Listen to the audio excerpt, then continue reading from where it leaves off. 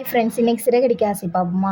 பார்க்குறதுக்கு முன்னாடி சேனலை சப்ஸ்கிரைப் பண்ணாதவங்க சப்ஸ்கிரைப் பண்ணிட்டு பாருங்கள். என்னடா இந்த நாடகம் இன்றைக்கி போர் அடிக்குதே அப்படின்னு சொல்லிட்டு நீங்கள் நாடகத்தை பார்க்காம விட்றாங்க. அப்போ தான் நாளைக்கு இன்ட்ரெஸ்ட்டாக இருக்கிறத பார்க்கும்போது இந்த நாடகம் பார்த்தது அது கொஞ்சம் இன்ட்ரெஸ்ட்டாக தெரியும். அதனால தான் வாங்க போகலாம் நாடகத்துக்குள்ளே.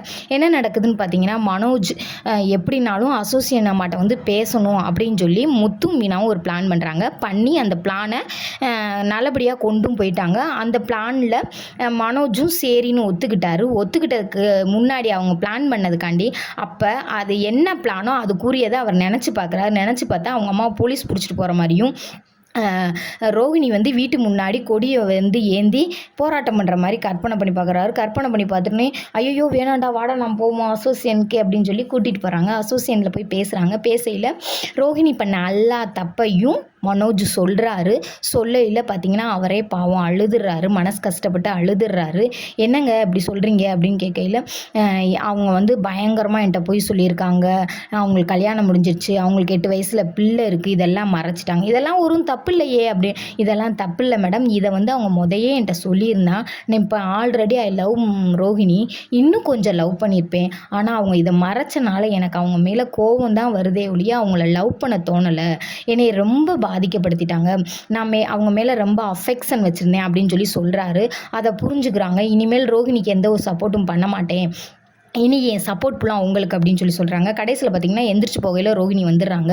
ரோகிணி வந்து சொல்கிறாங்க, இவங்கெல்லாம் என்னை பற்றி பொய் சொல்கிறதுக்கு வந்திருக்காங்க மேடம் அப்படின்னு. நீ நிப்பாட்றியா இல்லையா அப்படின்னு சொல்லி அந்த அம்மா பிடிச்சி சத்தம் போட்டுறாங்க. சத்தம் போட்டோன்னே உனக்கு கல்யாணம் முடிஞ்சதோ 8 வயசில் பையன் இருக்கதோ எனக்கு சொன்னியா அப்படின்னு சொல்லலை. இல்லைங்க மேடம், நான் உங்கள்கிட்ட சொல்ல வந்தேன் மேடம், இவங்க என்னமோ என்னை பற்றி தப்பாக சொல்லியிருக்காங்க மேடம், நான் சொல்கிறத கேளுங்க மேடம்னு சொல்லி சொல்கிறாங்க.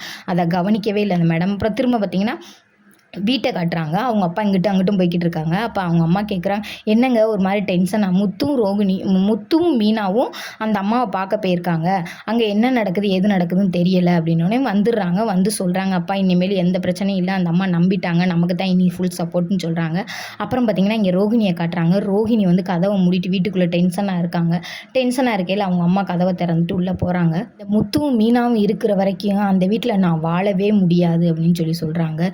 முத்துவும் மீனாவும் இருக்கிறனால தான் நீ அந்த வீட்டில் வாழ போகிற பார்த்துக்க அப்படின்னு சொல்லி அவங்க அம்மா சொல்கிறாங்க. கேட்க மாட்றாங்க.